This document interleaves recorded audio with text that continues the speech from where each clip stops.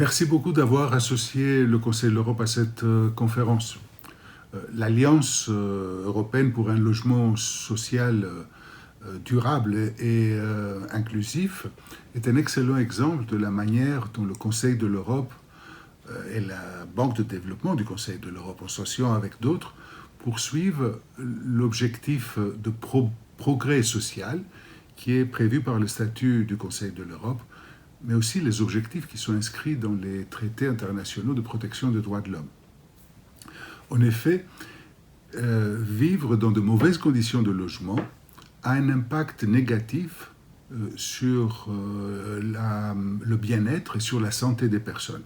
Il a un impact aussi sur la capacité de toute personne à participer à la société démocratique, à prendre part au débat public, sur la probabilité de trouver un emploi, sur la probabilité de le conserver, même sur les résultats, les résultats scolaires.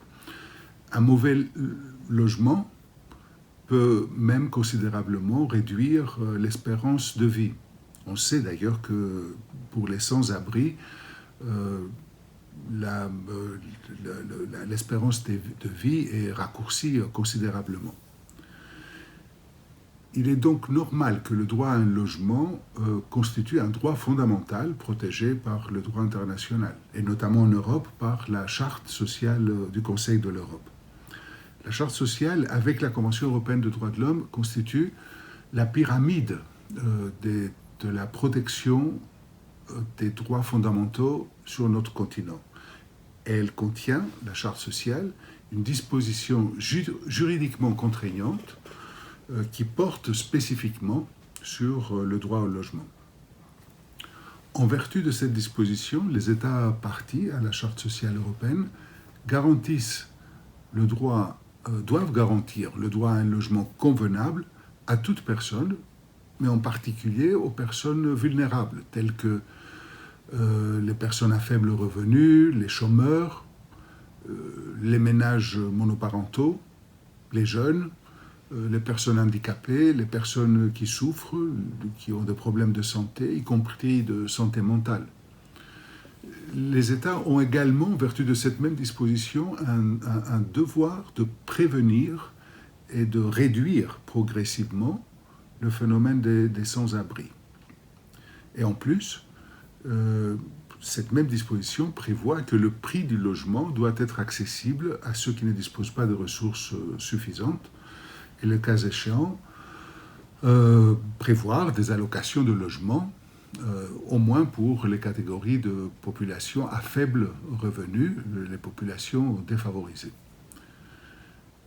Nous avons d'ailleurs vu que pendant la pandémie actuelle, les gouvernements ont réagi par un large éventail de mesures qui visent à protéger les locataires, les détenteurs de prêts immobiliers, mais aussi les constructeurs, les prêteurs, mais surtout aussi à fournir un logement aux sans-abri.